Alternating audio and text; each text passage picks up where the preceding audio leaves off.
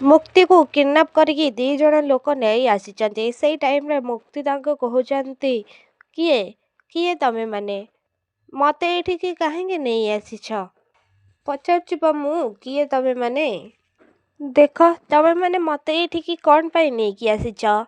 ସେଇ ଟାଇମରେ ଜଣେ ଲୋକ କହୁଛନ୍ତି, ଆମ ଖୁସିରେ। ତାପରେ ଆଉ ଜଣେ ଝିଅ କହୁଛନ୍ତି, ଆଉ କିଡନାପ କରିକି। ସେଇ ଟାଇମରେ ମୁକ୍ତି କହୁଛନ୍ତି, କିଡନାପ ହେଲେ କାହିଁକି? କାହିଁକି ନା ସେ ମୁକ୍ତିଙ୍କୁ ସେ ଲୋକ କହୁଛନ୍ତି, କାହିଁକି ନା ତମେ ବହୁତ ଜିଦ୍ଦିଆ। ଆଉ ତମ ଜିଦ୍ଦିକୁ କାଟିବା ପାଇଁ କିଡନାପ ହିଁ ଶେଷ ଆଉ ଫାଇନାଲ। ସେଇ ଟାଇମରେ ମୁକ୍ତି ସେମାନଙ୍କୁ କହୁଛନ୍ତି, କିଏ ତମେମାନେ? ଭଲରେ ଭଲରେ କହୁଛି ମୋତେ ଛାଡ଼ିଦିଅ, ନହେଲେ ସତ କହୁଛି ଆଦି ତମକୁ କେବେ ବି ଛାଡ଼ିବେନି। ଦେଖ ତମେମାନେ ଯଦି ନିଜ ଜୀବନକୁ ବଞ୍ଚେଇବାକୁ ଚାହୁଁଛ ତାହେଲେ ଜଲ୍ଦି ଏଠୁ ଚାଲିଯାଅ, ନହେଲେ ଆଦି ଆସିଲେ ତମେମାନେ ଏଠୁ ବଞ୍ଚିକି ଜମାରୁ ବି ଯାଇପାରିବନି।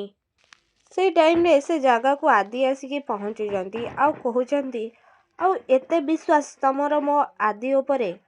ଆଜିଠାରୁ ସିଏ ତ ଆଉ କାହାକୁ ପ୍ରୋଟେକ୍ଟ କରିବ ନା, ତମର ତ ତା ଉପରେ ଆଜିଠାରୁ କିଛି ବି ଅଧିକାର ଆଉ ରହିବନି। ହେଲେ ମୁଁ ସେମିତି ଜମାରୁ ଦେବିନି ହବାକୁ।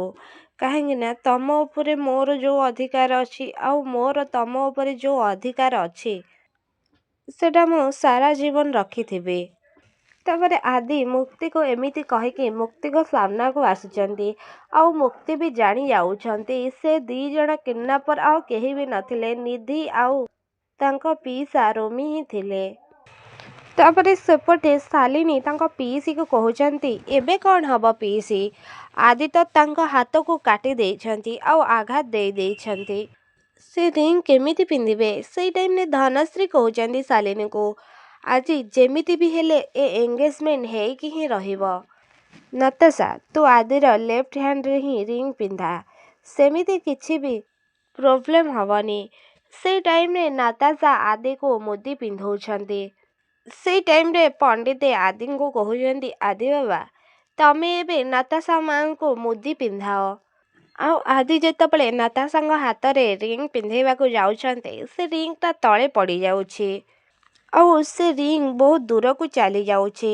ସେଇ ଟାଇମରେ ଧନଶ୍ରୀ ଘର ଲୋକ ସମସ୍ତଙ୍କୁ କହୁଛନ୍ତି, ଆରେ ସେ ରିଙ୍ଗ କୁଆଡ଼େ ଗଲା? ସମସ୍ତେ ଟିକେ ଖୋଜାଖୋଜି କର ସେ ରିଙ୍ଗକୁ, ସେଟା ଏଇଠି କେଉଁଠି ଥିବ।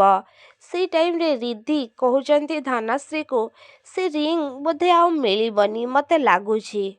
ଆଉ ଯଦି ସେ ରିଙ୍ଗ ନ ମିଳିବ ତାହେଲେ ତ ଏ ଏଙ୍ଗେଜମେଣ୍ଟ ଆଉ ହେଇପାରିବନି। ସେଇ ଟାଇମରେ ଶାଲିନୀ କହୁଛନ୍ତି ରିଧିକୁ, କାହିଁକି ଏଙ୍ଗେଜମେଣ୍ଟ ହେଇପାରିବନି? ସେଇ ଟାଇମରେ ଜେଜେମା କହୁଛନ୍ତି, ଆରେ କାହିଁକି ହେଇପାରିବନି କ'ଣ ତୁ ଜାଣିନୁ? ତୁ କ'ଣ ଜାଣିନୁ ଶାଲିନୀ ବୋହୂ? ଏଙ୍ଗେଜମେଣ୍ଟରେ ରିଙ୍ଗ ଗୋଟେ ଦରକାର ବୋଲି। ଆଉ ଯଦି ସେ ରିଙ୍ଗ ନଥିବ ତାହେଲେ ରିଙ୍ଗ ସେରିମନି କେମିତି ହବ ଆଉ ନିର୍ବନ୍ଧ କେମିତି ହବ?